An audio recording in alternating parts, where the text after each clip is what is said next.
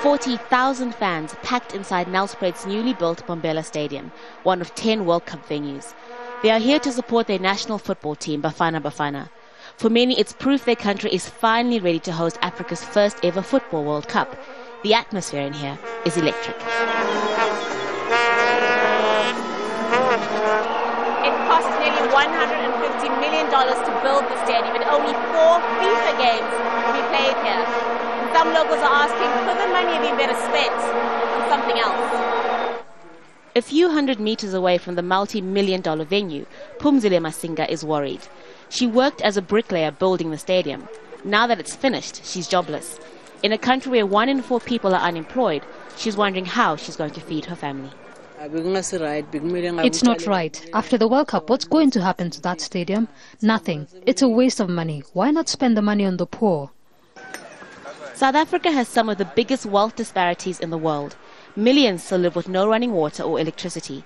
Yet the government is spending more than $5 billion on a football tournament. Some are calling it poor judgment.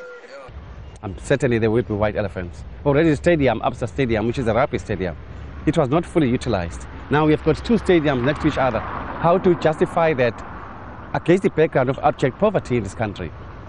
We still have not been convinced of the post-World Cup plans to make this stadium viable. But officials are adamant there will be no white elephants and all stadiums will be used after the World Cup. They say some of the R1 billion spent on Nelspruit's Bombela Stadium, roughly $150 million, went to building a school and creating employment. If, for instance, I take 1.3 billion and build houses, you've got people who've got houses, but those people will not have work. They can't maintain their families and so on.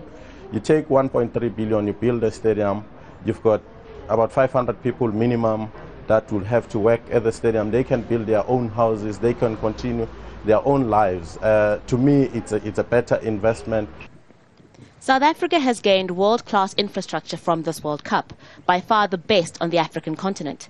But the poor in this country say they're still waiting to see how hosting one of the world's biggest sporting events will benefit them. Haru, Mutasa, Jazeera, Nelspruit, South Africa.